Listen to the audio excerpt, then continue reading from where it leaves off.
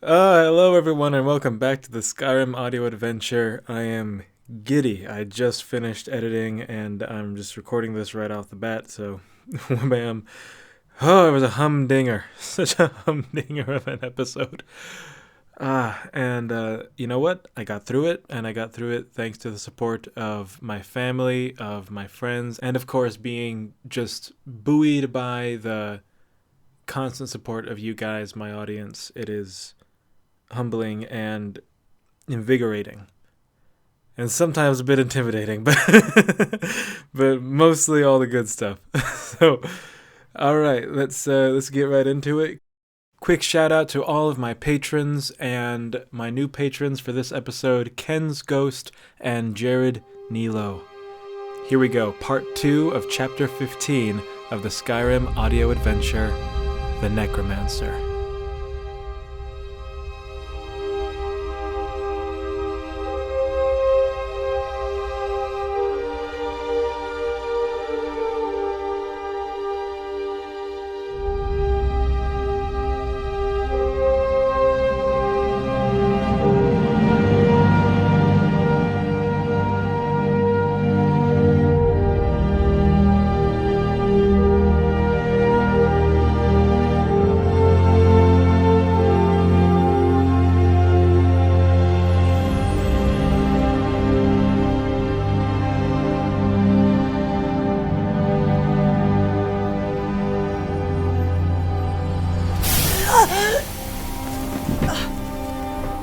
Anise flinched, shuddered, and gasped as she was violently expelled from her trance.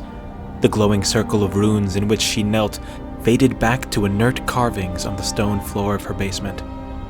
Acrid wisps of smoke rose from the basin before her. The liquid therein had turned from a darkly lustrous chrome to an opaque purple swirling with oily, prismatic bands of color. Her basement was dark and dank, but it was homey to her. It was here that she did her best work. Or at least she had before the day these rotten, obtrusive busybodies came to her. They seemed simple enough, and she'd plied their minds with ease. 2 more bodies for her dark legion, but now the rats were coming back to gnaw at her heels. Somehow they had bested her puppet in the cauldron, and have even eluded her magnificent fell Atronach. She was confident in her sovereignty over her domain, and the inevitability of her designs. But this was becoming a drain on her resources. Even with all those poor souls displaced by the Civil War, it had taken over a year to accumulate this much power, and this petty house cleaning was not how she had planned to spend it. Huffing in frustration, she stood, joints stiff from kneeling in her trance, and fetched a bucket from under a table. Exercising no small amount of caution, she lifted the wide basin and poured its contents into the bucket. It sloshed with a faint hiss and babbling of bubbles. It was thicker than water and quickly regained its smooth, mirrored surface. Taking the bucket in a deceptively strong hand, Anise walked up the steps of her basement, out of her cabin, through her garden, and off to the river. The woods around her were quiet. Most creatures had learned to stay away. This was fine. She grew enough to live by, and convincing unwitting travelers to hand over their food was as easy as plucking grapes from a vine. Soon she broke from the trees and made her way down to the rushing water of the White River. She raised her free arm to shield her eyes. The sun shone bright from both high and low, as its blinding reflection waxed and wavered in the water. Kneeling at the shore, the old Nord woman tipped the bucket over and let the spent arcane mixture drain into the river. She shouldn't be doing this. There were proper ways to dispose of the gooey remnants of a conduit spell. She could burn it away with a magic flame. She could nullify its toxicity with a mix of waterwort, canis root, and bittergreen. However, since she had begun massing power on the mountain, she had become a very busy woman. Such trifles could be put aside. She could go back to protocol when she had more allies. Like-minded individuals with arcane skill and drive to match. The makings of her own coven. As of yet, the witches that dwelled in the great mountain had been silent, but they would recognize her power soon enough. As for her friend in Riverwood, she only needed to warm her cold feet. The opalescent concoction left an oily scar on the water, like rot spreading over a wounded plant. Then, after a moment, the current whisked it away to the north. After washing out her bucket, she stood briefly by the river. She'd had an eye on the channel all day. Neither of her quarry had made an appearance there. She had seen the young vagrant fleeing desperately from her fell Atronach to the west. He couldn't flee forever. He would tire and slow and make mistakes. Her pet was unbound by such restrictions. Yet where had the other man gone? The gray old hound. He wasn't with his younger companion, and she hadn't seen him since they were up on the ridgeline. Perhaps he had perished without her seeing. But if that were the case, why then did the ragamuffin not make for the river? It and the north road that ran parallel on the far side were the fastest ways to get to Riverwood, but no, he had dove right into the heart of her woods. Why would he do that, if his compatriot was dead? The answer drifted into her mind just as a frayed cluster of pine needles drifted aimlessly down the current. That dilapidated husk of a man had gone by a different road, the treacherous high cliffs and snow-chilled path to the ancient barrow. She turned back to her cabin, scowling. They were trying to raise the alarm. How easy it would be if she could call on that crypt to do her bidding. But an older power held sway over that place, and she dared not encroach upon it. That said, her arm was long, and these rats would soon know it. Upon return to her cabin, she harvested some lavender from her garden and went around the back to her sizable cluster of nightshade. As she cut off several stalks with her dagger, a distant sound prodded at her ears. She raised her head. This was the second time she had heard this today.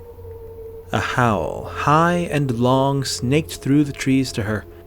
It was not a wolf's howl, though it was clearly trying to be one. Was this urchin mocking her? She stormed inside her cabin and got to work. A few minutes later, a rune circle lay in front of her house, drawn on the ground with powdery bone meal infused with lavender. In the middle of the circle was a bowl with dragon's tongue, columbine, and chicory flowers, along with the vibrant blue wings of a butterfly. Anise stepped up to the circle with a box under her arm and knelt. She set the box down carefully and opened it. Rows and rows of clean, pristine hawk skulls lay in it. Huge, empty eye sockets staring down strong, hooked beaks. As if she were handling the finest and most delicate of Breton tea sets, she lay the skulls within the rune circle. Once everything was in order, she stepped back into the cabin and emerged with a single caged bird. The sparrow looked weak and hunched over, having been scared into silence some time ago. Its dark little eyes darted around at its rapidly changing surroundings. All was prepared. The ritual could begin. She snapped her fingers, lighting a flame at the point, and flicked it down into the bowl. The ingredients quickly began to smolder and warp. She reached into the cage, pulling out the struggling sparrow, and holding it over the bowl, crushed it in her fist. She felt its desperate last twitches, spasming like a throbbing heart before the warm life left it, and she dropped it into the fire. The powdered runes lit up in a bright purple that blazed and roiled without flame. The area between the runes seemed to fall away into the abyss, and black mist rose to take its place. Anise dipped her hands into the purple light, and her eyes rolled back. After only a moment's pulling at the darkness, the first of the skulls shot up into the air, a black spectral body flapping its smoking wings as it was unleashed onto the world. In rapid succession, all the skulls shot into undeath, and soon a black cloud of bone hawks were swirling over her cabin. To the west, she cried. Find the old hunter in the high trails. Bring me his corpse. The cloud spiraled higher like a storm in the wood and flew west, stretching through the trees like the very shadow of death itself. Anise smiled, now to get back onto the trail of that insolent young brigand. She kicked some dirt over the acrid black mud left by her spell and returned to her basement. Once there, she set about her toil again, for a thought had occurred. A weak, shameful thought. The kind of worry that had plagued her life before she had found her strength and seized the power to shape her world as she wished. What if she failed? What if he got close? Taking up her pestle and mortar, she ground some nightshade up with some dried redwort, the gnarled bark of a putrid tree, and that most rare and sinister of ingredients, void salts. She worked the mixture to a paste and diluted it with a bit of water. Then, having poured it into a tall vial, she submerged the blade of her trusty dagger into it. Soon she built a fire and suspended the vial over it. The water would evaporate, and the dagger would be left with a fine coat of poison. Just a little insurance, She muttered to herself, and turned back to her conduit basin, ready to cast her will back into the mountain wind. just in case he gets lucky.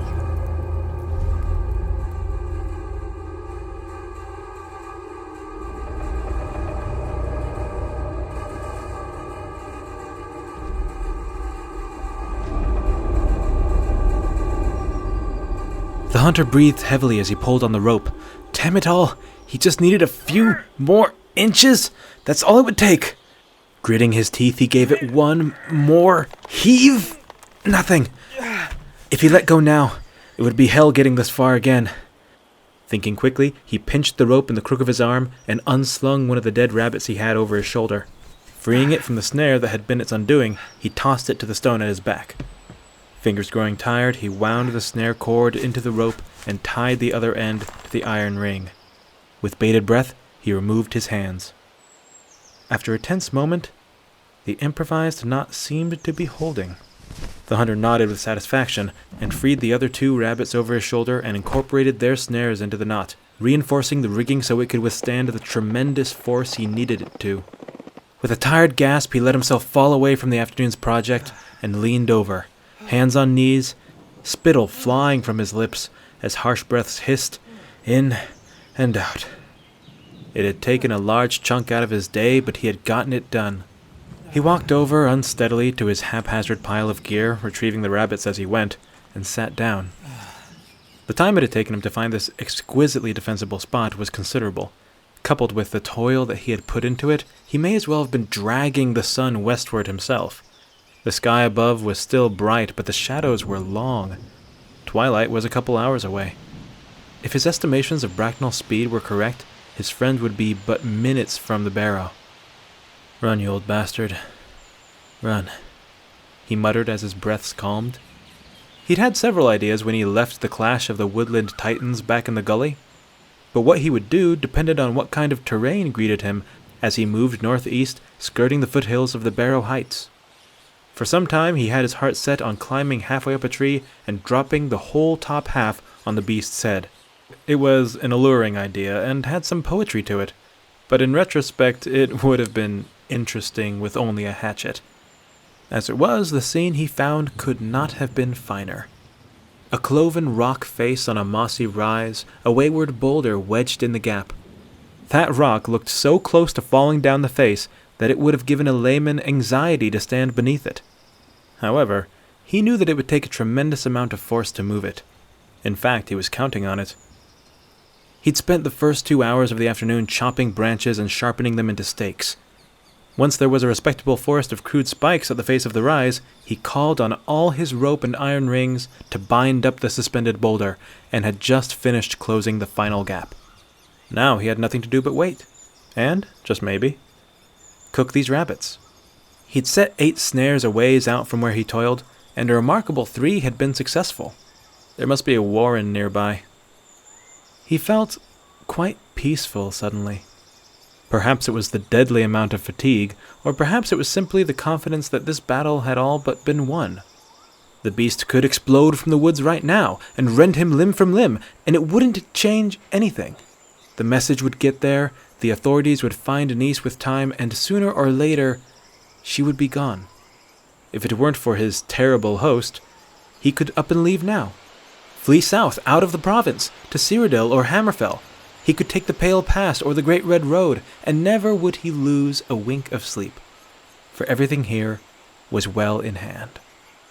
A rustle sounded behind him, and he spun. He was remarkably quick to take up his bow for someone being so philosophical. Raw animal self-preservation seemed to hold more power than recently acquired stoicism. He scanned the foothills and thickets for a threat, but something felt different. That disturbance, it lacked caution. It sounded smaller and far more brash than his imminent adversary. Then, like a gopher peering out of its hole, a black, pointy-eared head popped up behind a clump of twinberry. "Titus!" he called, relieved. "I didn't think you'd actually come." Brown and ruddy shapes wound like smoke through the trees, and soon 5 wolves were stepping out onto the rock, watching him warily and sniffing at the ground. Titus led them, jet black, his hollow eye looking significantly more welcoming now that the hunter had a frame of reference for hollow eyes. Behind him followed a gray one with a golden blush on its chest, the ruddy one that had snapped at him before, and 2 smaller wolves he recognized as the young rascals who'd tripped him up last time. The hunter relaxed his arms and tilted his head, presenting no threat as he returned to his gear. "Glad you're here. Really," he said as he rummaged around for the other 5 snares. "If nothing else, you're more pleasant company than I've had all day. And I do mean all day. My buddy up there was in such a state this morning. Clearly woke up on the wrong side of the route." Titus's cycloptic gaze was levied squarely on the 5 looped cords in his hands. "Oh, don't worry," the hunter assured, setting them on the ground. "These aren't for you, I just need them for the thing. Hey, can I interest you in a formerly undead squirrel?" He tossed the latest of Anise's spies to the wolf. Titus looked at him, then at the recently decapitated rodent. The wolf dipped its nose to investigate, and sprang back, shaking its head and snorting. Normally composed, he stamped his feet like a pup shaking off a bee. The hunter grimaced. That bad, huh? I figured as much. Putrefaction.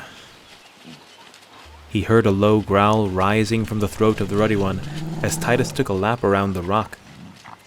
"Hey, don't you start," he warned. "I know your dad." But the wolf only bared its teeth. "You know, you remind me of someone." Oblivious to the humor, the canine took a step closer. "Fine, be that way, but just so you know, your name is now Shithead." The hunter grabbed a rabbit and tossed it to the angry wolf. It snatched the carcass out of the air and shook it for good measure. One of the younger wolves came up and grabbed for the morsel, but the older one held its head up high and growled as it moved away from the group. The twins made to follow. "Let it go," the hunter called. "Here, you can have this." The hunter tossed the second rabbit to the pair of ankle-biters. "Titus," he called, flinging the last of his prospective supper at the one-eyed wolf's feet. As the forest filled with the macabre whispers and moist pops of flesh being ripped and eaten, the hunter stood, snares slung over his shoulder, and started walking back to the wedged boulder. A few feet from it, he stopped and looked back to where the pack ate. "Say, you wouldn't mind helping me fight an unkillable demon thing, would you?" Titus paused and looked up from his meal, apparently well aware that he was being addressed. In that eye, the hunter sensed the words, "What do you think?" "Yeah, that's what I figured," the hunter said, and returned to his work. Several minutes later, the hunter was cautiously testing the improvised union. He had managed to pull it tight and incorporated some of the ropes reinforcing his pack. He was pretty sure it would hold, but pretty sure wasn't any comfort when dealing with survival. As for the strategic side of his setup, he was much more confident. No matter what direction his assailant approached from, the trap would work just about the same. Spikes or no spikes. Parking his rear nonchalantly atop the boulder, he looked back as the wolves milled around on the bluff. The one-eyed wolf was laying down pensively, its brow being licked by the gold-mantled gray. "So if he's Titus, how about I call you Uriel?" The pair glanced at him briefly, then returned to their idle affections. The ruddy wolf was stalking around the perimeter. Apparently, being the only one who hadn't had to share their rabbit had done little to pacify it. "You're red, so I'll call you Eagle." The wolf growled at his words. "Hey, I could always change it back to Shithead if you're going to be that way." It was about that moment the youngsters wandered over and began sniffing at the ropes that bound the boulder. "Oh, no you don't," said the hunter, jumping down to get in their way. "No biting the ropes." The one on the left growled and yipped. The one on the right sniffed his leg. Shit, the hunter said, trying to think. I don't know any historical twins, so I'll just call you Lefty and you Righty. Feel free to trade amongst yourselves. Lefty chose then to walk around the back of Righty and adopt their name. Yeah, just like that. Suddenly, Titus's head shot up. He looked east, ears tall and attentive. In unison, the heads of the pack, including the hunter, did the same. The half-breed climbed up onto his boulder and stood, scanning the trees. Was this it? Had the beast finally caught up? Movement. Dark and distant. Not barreling across the land with leaping steps, but high, furling through the trees like a terrible cloud. The hunter readied his bow, squinting, puzzled, at the shadowy mass. He noticed 2 wolves had their tails tucked down between their legs. If they were nervous, he ought to be as well. The blackness came through the woods like the blanket of night falling upon them. It seemed to pay no heed to the branches and trunks in its path. It just moved closer and closer. A flutter, a brief, discernible movement in the haze. Wings! Black as a broken soul, trailing wisps of foul smoke. As they came closer, he saw the heads, bare bone, armed with wickedly hooked beaks. He jumped off the rock, ready to dive for cover, but the dread flock was not descending. It was rising with the land. Before he knew it, the rush of feathers was passing overhead. Righty was cowering under Uriel. Lefty was leaping futilely, trying to bite one of the apparitions out of the sky. The hunter knelt, arrow notched but feeling thoroughly useless at the moment. What were they doing? Where were they going if not after him? As the cloud drained upwards through the canopy, the hunter knew. No, he said, standing upright. No! He looked around and met Titus's questioning eye.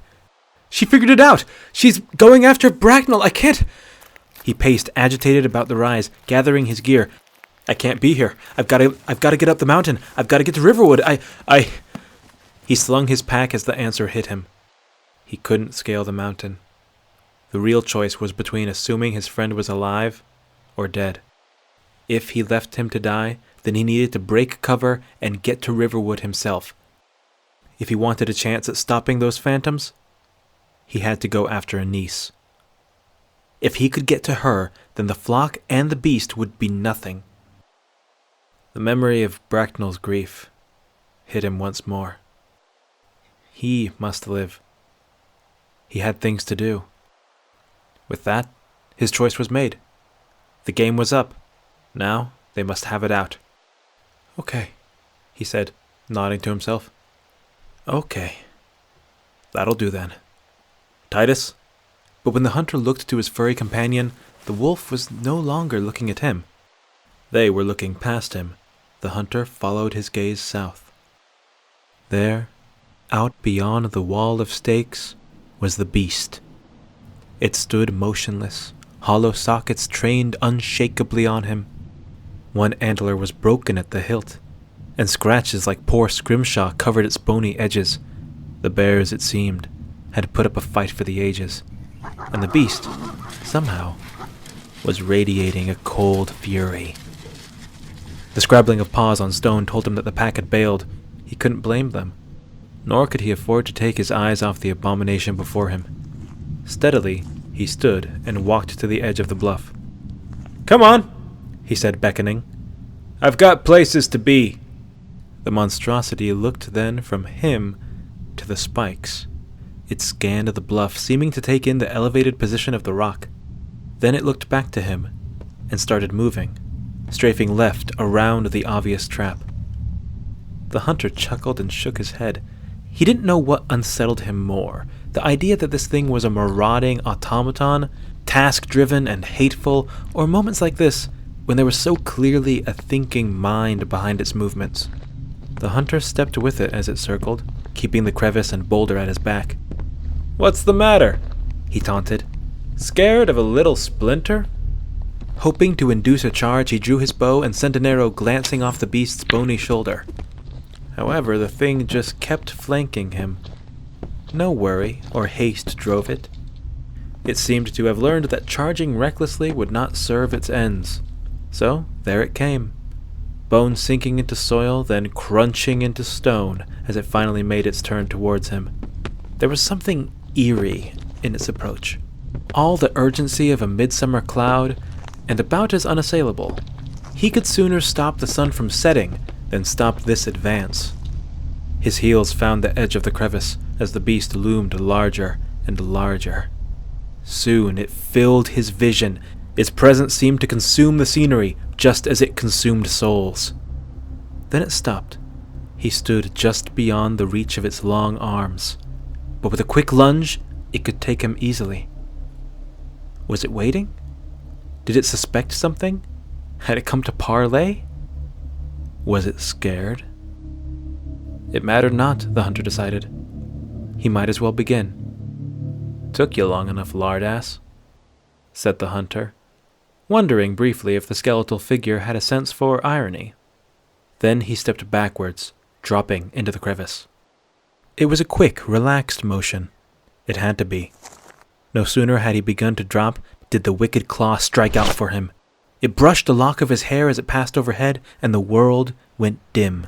Boots and hands skidded across the stone. He fell down the chimney, searching all around for traction. He landed hard and sunk into an awkward squat, shins and back wedged roughly against a rock. The claw obscured the tree tops as it descended after him. Reaching behind, he found the small log that he had stored here earlier. Moving to the side, he raised it up like an offer to a lord. The searching points of the claw found the log and snatched it up. The hand began to withdraw, and just like before, it caught in the narrow crack of stone. The hunter didn't miss a moment. He took up the second instrument he had prepared, a slack length of reinforced rope fashioned in a wide noose, and flung it out, just as the macabre fist came back down to reassess its predicament. He looped the rope around the wrist of his foe and pulled hard, cinching it tight. Time to go. He turned and crawled under the boulder, out the front of the crevice, and dropped into the field of sharpened stakes. Turning, he saw the beast take notice and lunge for him. But it was caught, arms still wedged down the crack. He bounced on the balls of his feet and shot away across the clearing, easily knocking over the sharpened stakes, proving them largely superficial in nature. The beast eventually figured out that it should let go of the log, and he saw it pull its arm out slightly before snagging again. It was leaning out over the edge, straining to continue the pursuit, its gaze never wavering. No longer was its prey ducking and dodging, winding and hiding. Now it ran so tantalizingly over open ground. The beast roared after him, pulling more and more. Slowly, it came to the front of the boulder, pushing against the face of the bluff, its long arm still bound around the back. The hunter heard it then. The gravelly belch of stone coming loose. He looked back. The boulder that had come to rest in that crevice eons before had been shifted. All bound up in ropes and rings, it tumbled forth, the wailing abomination caught beneath it. The cry cut off with a crunch. The hunter felt an impact beneath his feet so great he swore he'd left the ground. Dust erupted into the air, and silence fell on that clearing in the shadow of the barrow. When the earthly cloud had settled, the hunter was nowhere to be seen. He had urgent matters to attend to. Feral beast he must be, now that the dance was over. For the pit of blackness lay before him, a destination fit only for the shaking of wills and the unmaking of all things.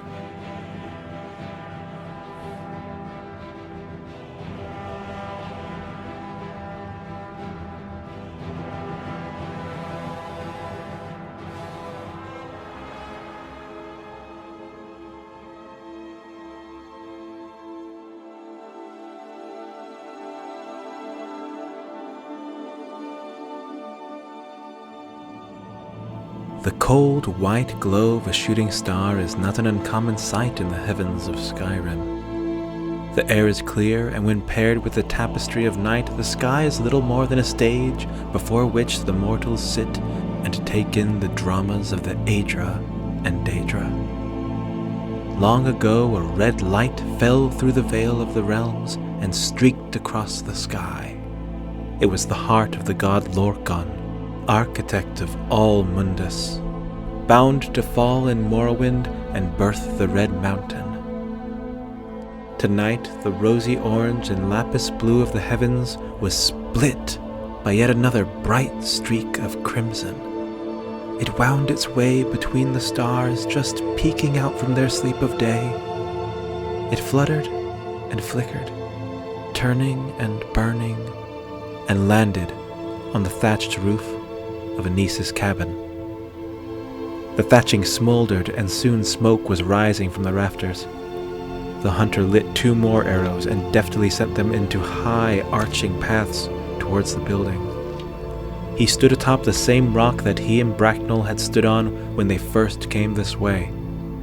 Only now, he stood tall instead of crouched.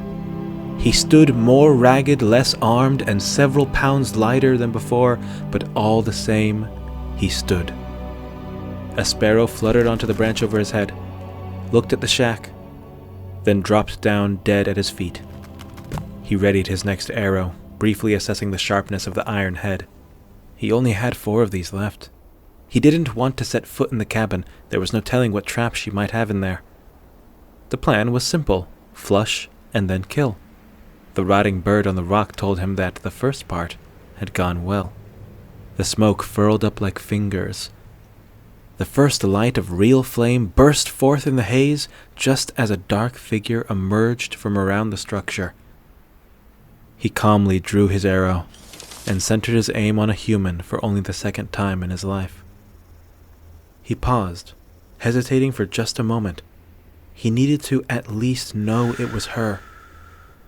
As the figure stepped through the smoke, he saw a pale, balding head, a long, well-groomed beard, and furs finer than his and more well-kempt. It was Bracknell. His friend was clutching his bloody arm and hobbling towards him. "Don't worry," he called out. "I got her. Give me a hand here, quickly." The hunter loosed the arrow. It flew straight, whistling towards his friend's chest. Bracknell's hands shot out and the illusion faded in the blink of an eye. The arrow thudded into place and Anise staggered back. The hunter drew another arrow and took aim. He would shoot again even if she dropped. The job needed to be finished properly. Only she didn't drop. She didn't even waver. The hunter squinted and saw that the old woman's flesh had taken on a rough, gnarled texture, like the bark of an old oak tree. The arrow, he now saw, had not sunk in, but was protruding from near her sternum, the back of the iron head still perfectly visible. "Well done," she said through gritted teeth. "Well done indeed." He stayed his second arrow as she pulled the first out with a wooden fist. "I apologize for the deception. It was quite rude of me. But so is setting my home on fire." She grinned at him, a kind, homely smile that radiated nothing but venom. "You're quite impressive for a rat. I can't help but wonder what we could achieve together." The hunter didn't respond. His face was stoic, his aim drifting up from center mass to the spot between her eyes. "Oh, I see," Anise crooned. "If you can't pierce my hide, you'll rattle my brain. Once I'm unconscious, you can do what you wish." The hunter narrowed his eyes, setting his will against the intrusive voice. "But I wonder, could you do it? Could you bleed me like a slaughtered boar when I pose no threat to you whatsoever?" The back of his mind began to count the seconds. The longer she talked, the more time her pet had to catch up. He knew better than to think it was dead. Then why wasn't he doing what she said? Why wasn't he ending it? Was it only that she had been the one to say it? Something was bubbling up in him, a question more pressing than any he sought to answer. It caught a hold of the wind in his chest and snuck out with his next breath, hissing between his teeth. Why? "Why? You want to know why?" Why all of this? I've seen hundreds of those shamblers, creatures too, each one a whole life. Why? The old woman tilted her head. "Why do you want to know? Do you think that will make this easier?" Don't you dare test me. "I think I've done a little more than test you, urchin. I've molded you. I've shown you parts of yourself you hardly knew were there. I know what you are deep down. I know what it is to seek power over this cruel world. The hunter glared past her words, grounding himself in the pain that lit up his severed finger. I don't seek power over anything. You cannot lie to me, even if you found a way to shut me out. I know what I saw. I saw the moment it hit you, the moment when you took your life into your own hands, and how dreadful it was, how sickening, until you felt it. You felt awake, alive, as if all before had just been a dream, a long, long sleep. Your words cannot reach me. You know nothing of my life. I know that if I put the same question to you, why, you wouldn't be able to answer me. The hunter grimaced and his fingers tensed on the bowstring. I know I've been like this for as long as I can remember. I was gifted with the potential to shape the world around me at will.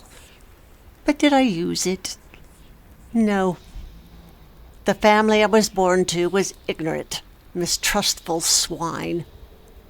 I was forced to hide myself for their precious comfort. I gave up so much for them, even when the bandits came, even after I buried them. I survived. I lost everything, but I survived. I could have stopped it, but no. I didn't even think to use my gifts. Even after they were gone, I restrained myself. The world started taking me apart piece by piece until I met a man, honest and open. Took me for what I was, and I was happy. I was glad to wallow in that blissful mundanity. Then the next thing you know, he's gone. And I could have stopped it, but my gifts had withered like grapes in the sun. Anise's eyes grew distant and glassy. A dark spot was slowly spreading from her chest, dampening her robes where his arrow had pricked her. The worst thing, really the worst thing about it, was the pity. Who are they to pity me? Did they not realize what I was capable of? So now you ask why. Why twist the world as it has twisted so many? Why wring it dry to take what is mine? I suppose why doesn't really factor into it. It's all just a natural consequence of becoming what I was meant to be. With that, the necromancer dipped her hands into the growing red spot on her chest, and suddenly amethyst lightning was arcing between her fingers. I will wait no longer. I will make full use of my gift. I am Anise Ravenwing, and the bones of Tamriel shall tremble under the steps of my horde. The hunter drew and fired, but Anise's head had dropped. She crouched, threading her hands into the soil at her feet, sending that purple lightning ricocheting, splitting, and spreading through the field of tilled dirt. The hunter fumbled with his next arrow. By the time he took it up, the earth below had begun rippling and tossing like a rough sea. Fingers without nails and heads without skin churned up from the soil like ingredients peeking out of a stirring stew. The army of ghouls, 50 strong at least, pulled themselves up into the world, their hollow ribs wrapped in all manner of patchwork armor. The dirt sloughing off their forms could just as easily be flesh in the twilight. The hunter aimed for Anise again, but she was obscured behind the haunting, slack-jawed mob. Assorted weapons, far past their prime, but no less troublesome, were held aloft in their chilled grips. The hunter stowed his bow and arrow and drew his short sword. He began backing up the stone. He would strike down at them, force them to clamor after him. Then a thought occurred. A memory of a vicious bolt of lightning being hurled his way. Up on this rock, he was an easy target. What's more, he'd be distracted, eyes cast down. If she was going to use the chaos to her advantage, why shouldn't he do the same? As if on cue, a blast of flame shot out from the sea of bodies. He saw the flash and flinched, knees buckling and bowels loosening as it whizzed by. Okay, he said, his voice growing in volume, trying to galvanize his body like a coachman eggs on his horse. There were too many.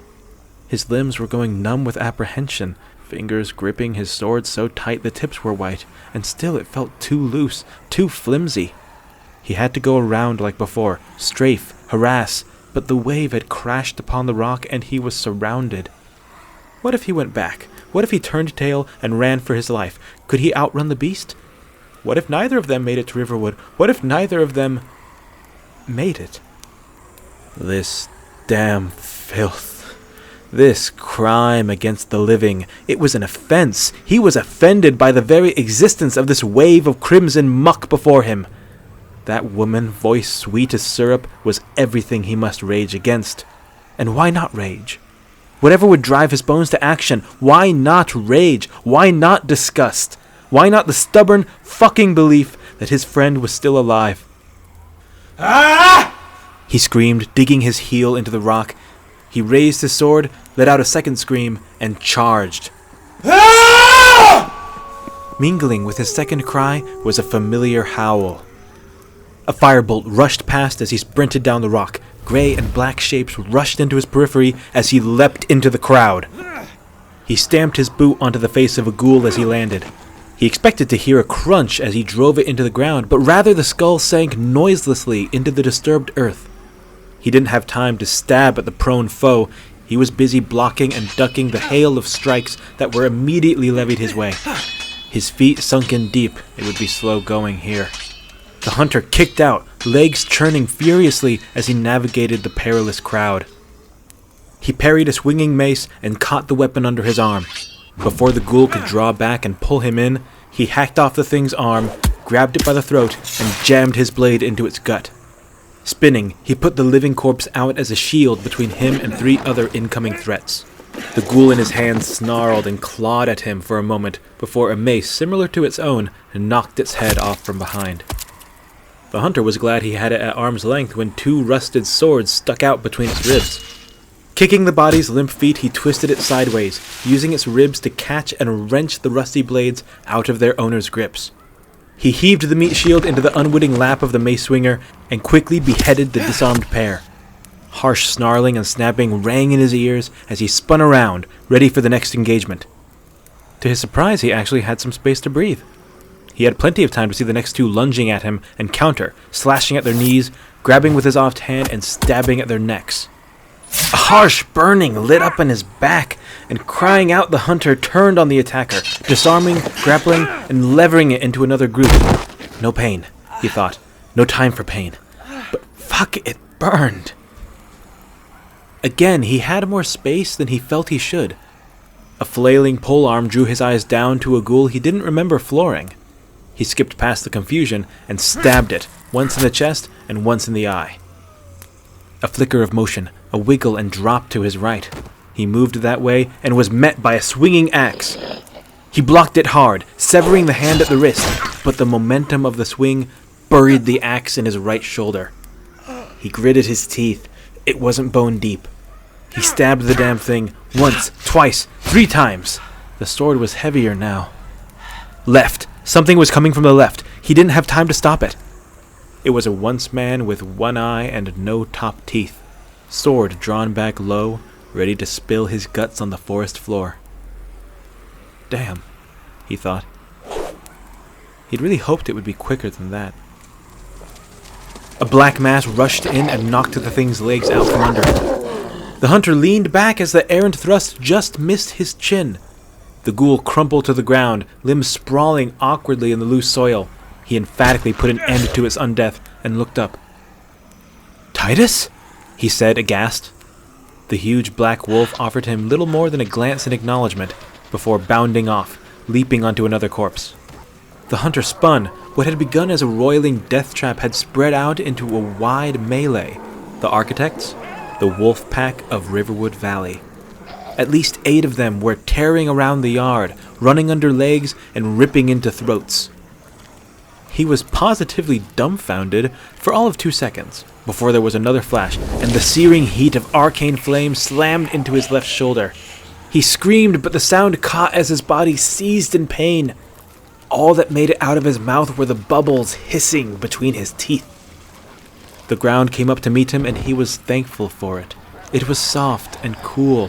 Whatever fire had threatened to engulf him was extinguished instantly as he rolled, coating himself in soil.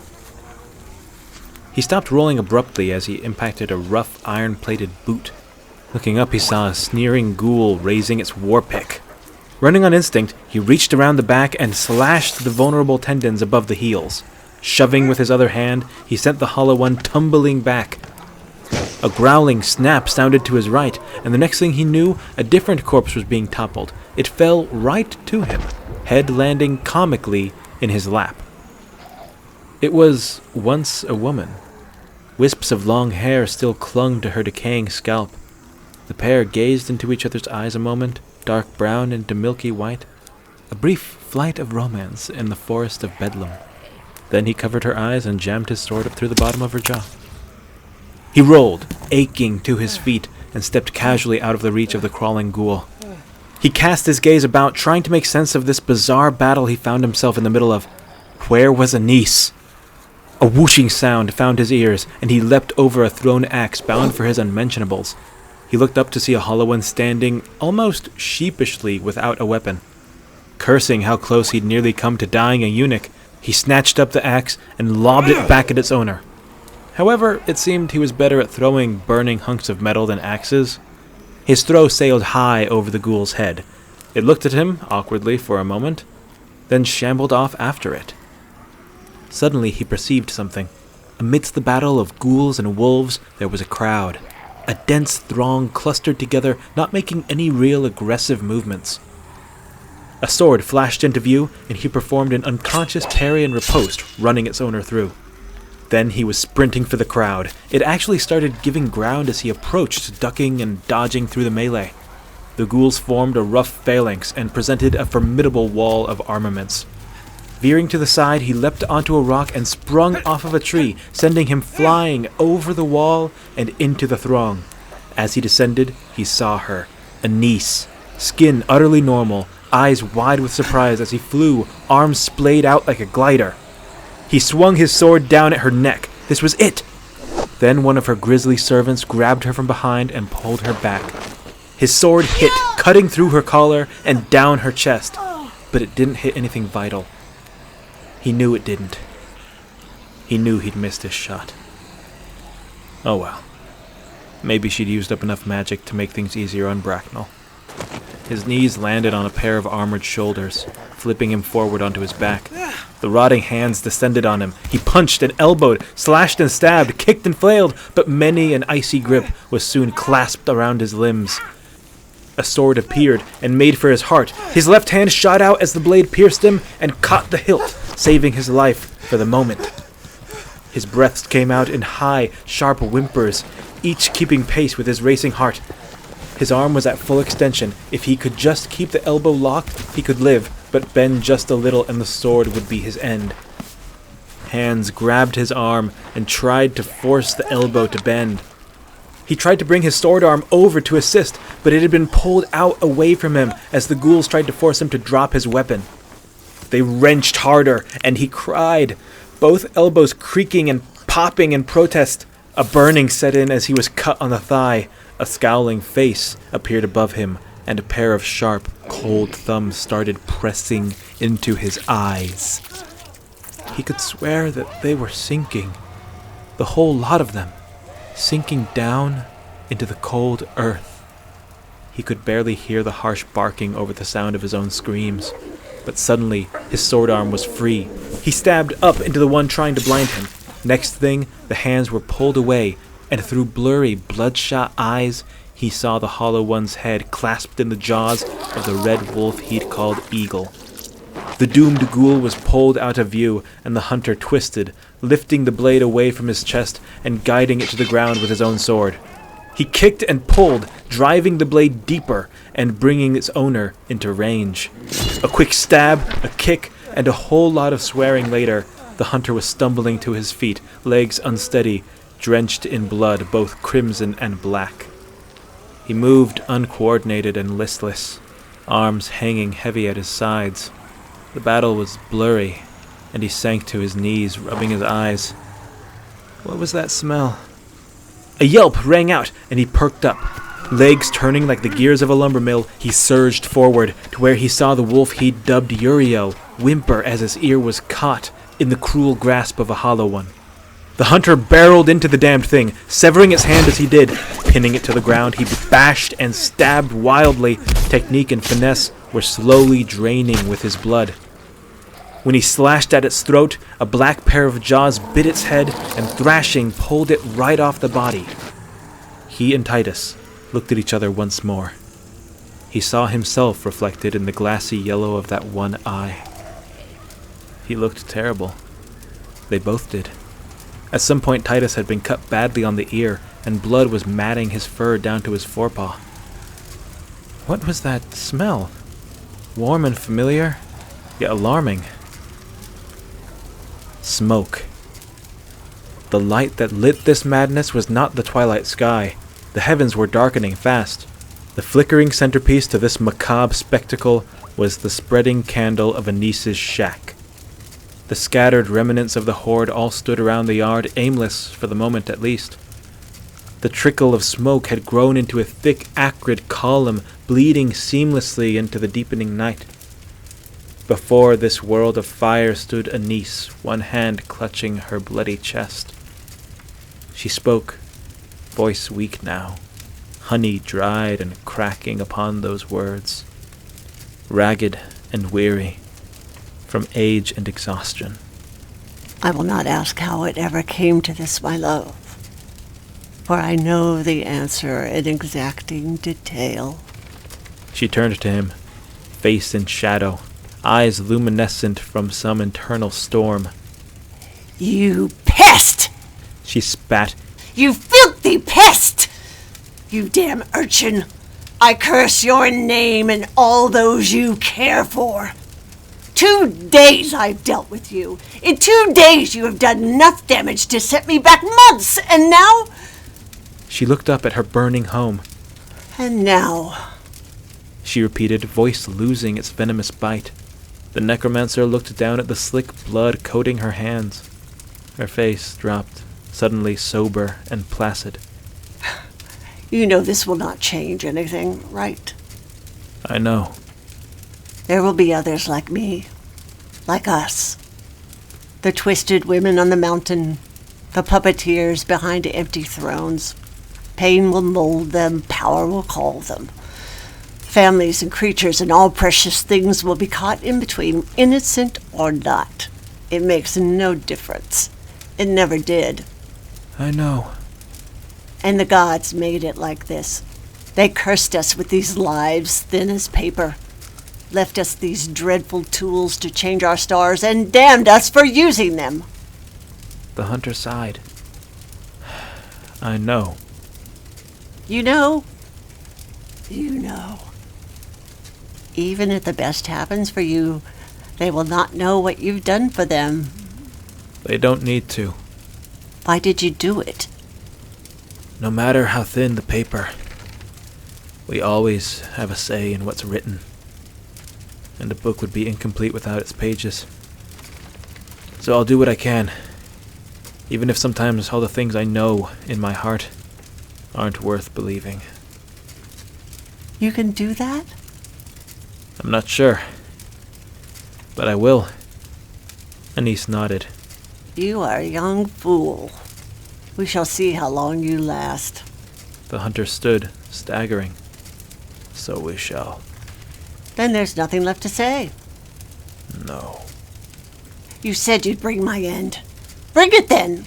To death we'll go with all the hatred and vengeance that was promised. With that, Anise rolled up her sleeves, revealing the glowing runes inscribed on her skin.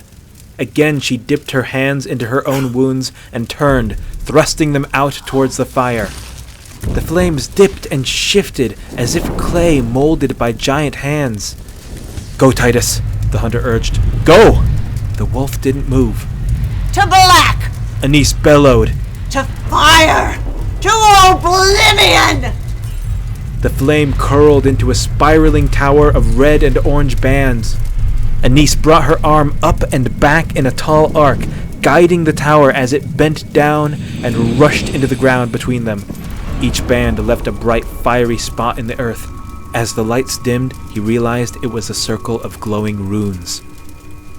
The necromancer brought her hands low, palms up, and began to slowly lift them, the runes on her arms glowing so bright the hunter thought he could see the skin flaking off.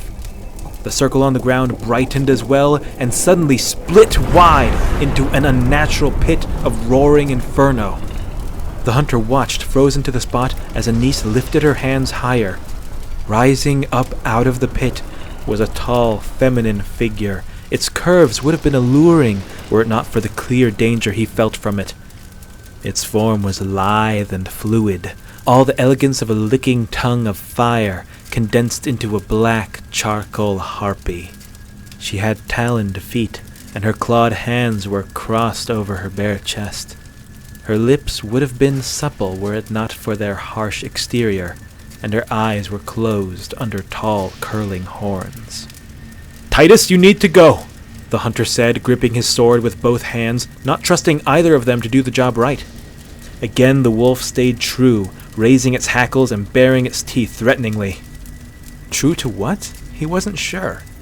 A quick glance around told him that the other 7 wolves were all just as haggard and just as staunch.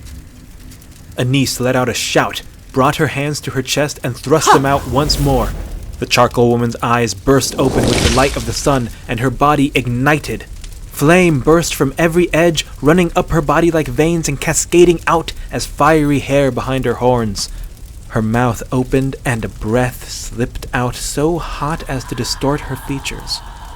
Wings of fire flashed into being. She extended a clawed hand, and a gout of flame shot towards the hunter. Now, finally, the wolves ran.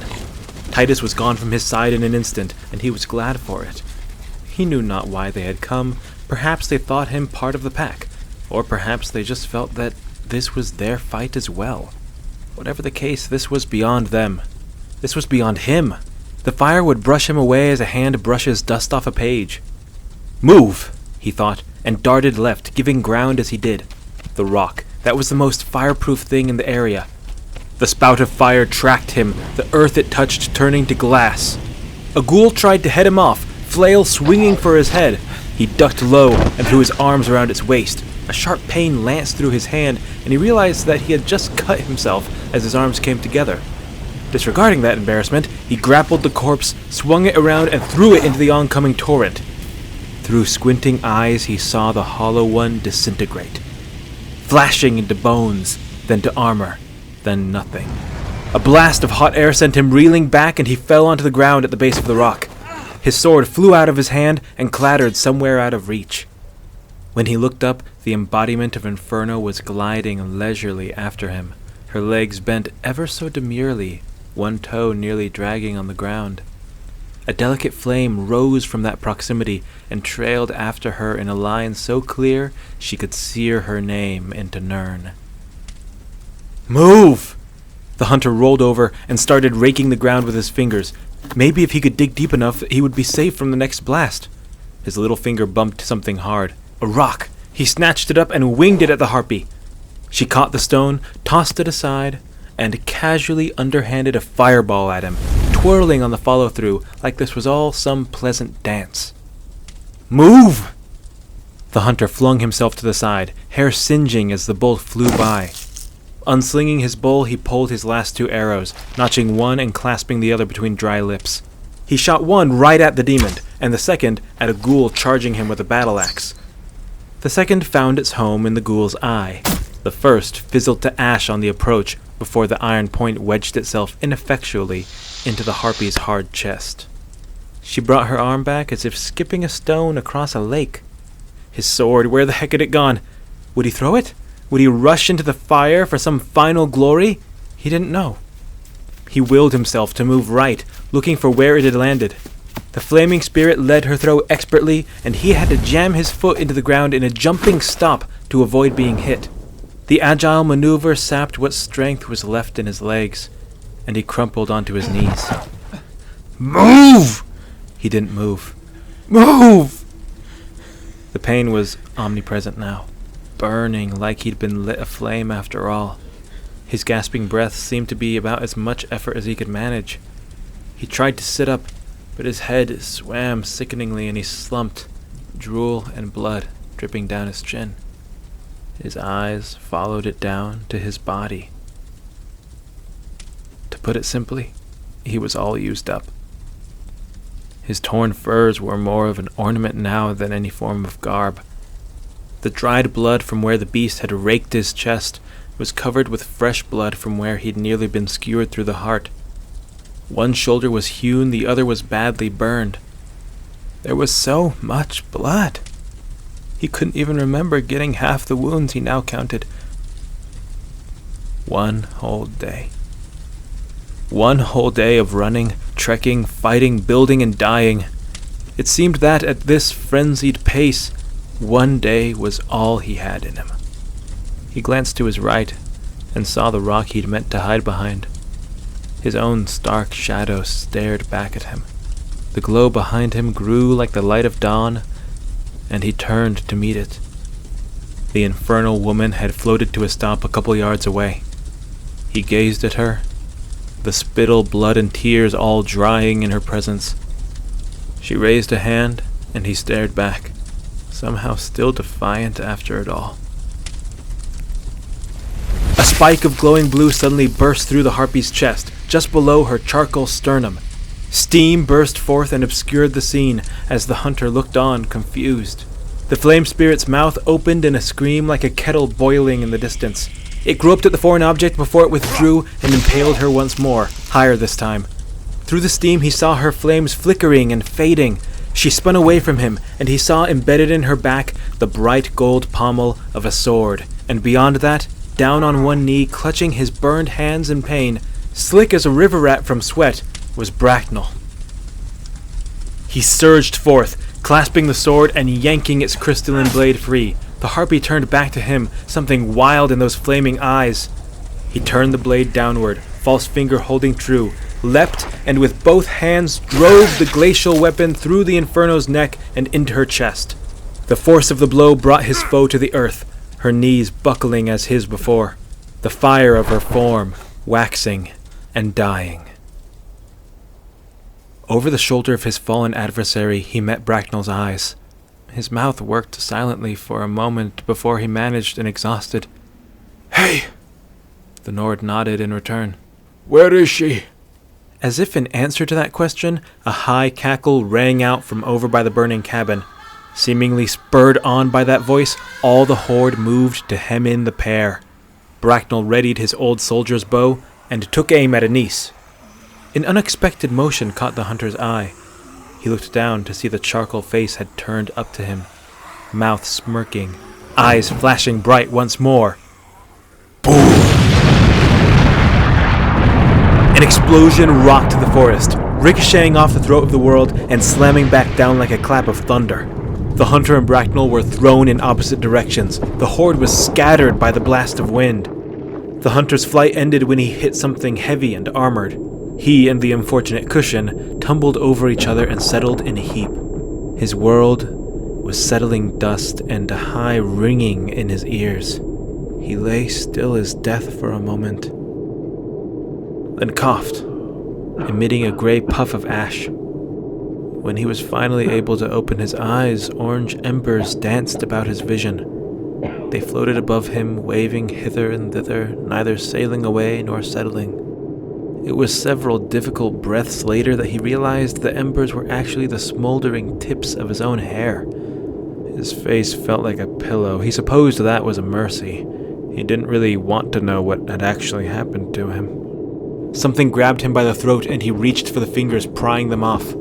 Cold ice brushed his cheek and he was able to focus his eyes enough to see the cool glow of that blade that had felled the fire demon.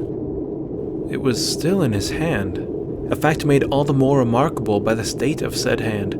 His false finger was sundered and two of his digits were bent at very odd angles.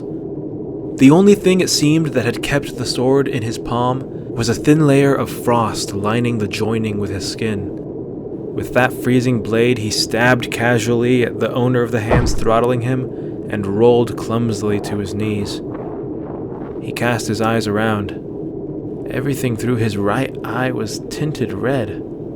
The clearing was nothing but a dust cloud now.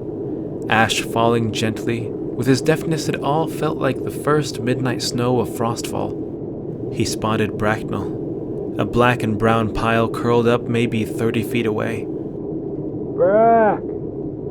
He called, but he couldn't hear his own voice. Brack! The shape stirred, and after a moment, to the hunter's relief, a gray head popped up and peered around. Brack! I've got your sword! He shouted, slurred, and punch-drunk. Still, his voice was only a muffled hum to his ears. Bracknell spotted the glow of the blade and waved at him. His hand seemed intact. That was good, at least. Motion. Movement there in the settling dust. Something huge was coming at them, leaving swirls high in the cloud. A single antler loomed into focus. Bracknell, look out! The hunter screamed, his hearing just starting to come back. His friend motioned to his ears and shook his head. He pointed with the sword. Bracknell stood up and took a couple staggering steps towards him. A massive claw cut the smoke and swatted him away. The hunter's friend flew high into a tree, hitting with a sickening crunch, his body breaking upon the wood before dropping out of sight. No! The hunter was on his feet, sword clasped in both hands, no memory at all of how he got there. The beast roared at him hatefully, its thirst for destruction far from sated. Before the pair could clash, a volley of arrows clattered into the abomination's side, several of them piercing that thrumming black core holding it together. The beast flinched and roared in the direction of this fresh assault. The asses! By the gods, there's undead as well! Steady, men, steady! Spread out! Keep its attention divided! Pikes up front! Faendal, with me! Alvor, take out the shamblers! Over the rock came a small stampede of yellow sashes. Mixed into them were blue shirts, beige dresses, and black aprons. Riverwood had come. The beast turned to the oncoming swarm of guards and lashed out like a cornered dog. Meanwhile, the villagers descended on the remnants of the necromancer's horde. Perhaps they would have counted the hunter among the walking dead. But he was nowhere to be seen. The necromancer was circling the fire, still holding her wounded chest. If she could get to the basement, she could spin this. The peasants had come, but maybe she could still bend their minds, steer the blame away from her. As she staggered, breath harsh from the smoke, a faint blue glow caught her eye. She turned and saw the urchin step out of the haze. Half-burned, black with blood, and one leg so mangled she wasn't sure how he was holding himself up. Clasped in his hands was a weapon not quite like any she had seen before. A golden hilt of Colovian make, the kind she hadn't seen since she was very young. With a crystalline blade made, it seemed, of unmelting ice. It hummed and hissed, seeming to be alive with a dozen blizzards. The hunter looked at her now, one eye almost swollen shut. How? She said, incredulous. How are you still alive? In those eyes she saw no mind that she could bend, no will that she could break, no hate that she could deflect. Those eyes were empty. His dark form stepped unstable, but unstoppable. His were the footsteps of doom. Damn you! She shouted, putting her hands out and sending a firebolt at him. He raised his sword up just in time to block it, and the pair of them disappeared into a cloud of steam. Anise cast her eyes about desperately. She'd lost him. How had he managed that? Suddenly a glow rose to her right, and she thrust out a hand, fire gathering in the palm, the runes on her arm burning bright. The luminescent sword twirled in the gloom, a quick motion like it was flicking something. Then, like a fruit falling from a tree, her hand fell off the end of her arm. The necromancer's mouth worked silently, the pain and shock offset by fear and fascination at the ice-covered stump. The hunter briefly wondered if a goodbye was in order. Deciding against it, he ran Anise through the heart. She twitched sickeningly for a moment, unable to breathe. Then her face split into a grin, a sick convulsion, a terrible death mask. Too tired to be phased, the hunter wrenched the blade, twisting it with a squelching pop. Ice began to spread from the wound, covering Anise's robes, skin, and features. As it spread down her limbs, he saw she was holding a knife to his ribs. It was pressed into one of the few remaining scraps of his furs. As the ice consumed it as well, he saw that the stubborn hide had stopped the point from pricking him. He blinked, looked up into the face of Anise the Necromancer. Seeing her pain, her hate, her form withered by age, twisted by dark magics, a crack split that face in two. He withdrew the sword, and the woman shattered into 1,000 pieces. Some to the flames, some to the garden. The necromancer was gone. The hunter could hear nothing for a moment save the sound of his own labored breathing. Then a voice rang out from the haze of the yard. "The monster is dead! We did it!" A raucous, adrenaline-filled cheer lifted up the forest night. Then another voice. "How many did we lose?" None, sir. Bert broke his arm and Lambert got slashed pretty bad. "It was Gloston! He speared through the heart! I saw it myself!" "Where's Bracknell? Didn't he run ahead?" Bracknell. The name shook the hunter out of his stupor. He had to find Bracknell. His friend was in trouble. His friend was... The fire at his back, he took several slow steps towards the crowd, sword still dangling loosely from his broken hand. "Alvor, behind you, there's one more!" "Blasted things, Wait." The hunter's legs gave out, and he crumpled into his sitting position. "Wait, I think I hear breathing. Watch my back." A dim shape towered over him as he gasped in breaths, trying desperately to fight the lightness in his head. "That's... By the gods! Stranger?" "Who?" "Stranger Hod! The kid they pulled out of the river." "How can you tell?" "I never forget a face." "Exactly, so how can you tell?" "Healer! We need a healer, quick!" He felt his legs trying to churn. The muscles were twitching in spastic ripples. They were following the last order they'd been given. He rolled and tried to push himself off the ground, but he couldn't. His toes wiggled, trying to find traction, but he was sunk now, laying flat in the dirt. The light feeling in his head spread to the ends of his limbs and bounced back as empty void. "I don't think Delphine will be able to fix this. We just need to get him back to town. The guard sent word to Danica Pure Spring in Whiterun. Just help me. Healer!" The void climbed up his neck into his head, and he knew no more. No dreams, no darkness, no visions. He faded away, absent from the material and ethereal alike. Gone.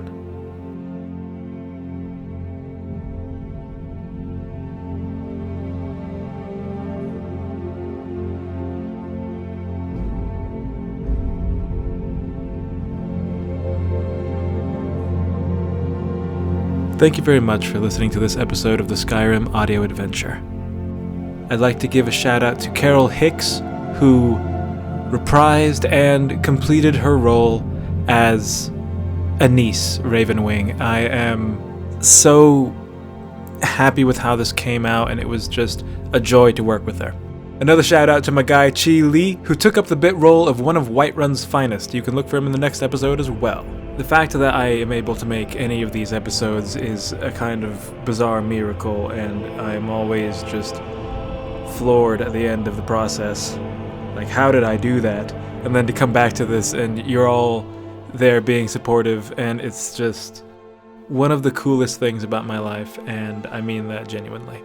On the subject of cameos and voice acting, I've been thinking about handing the role of Ayala the Huntress off to somebody. I've been doing it myself this entire time, and I can totally keep doing it, but if anyone out there is interested in playing the role of Ayala the Huntress, I'd be interested in hearing your interpretation of the character.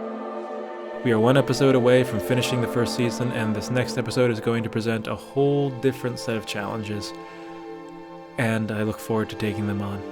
Thank you, all of you, for just sticking around and being you. And once again, thanks for listening.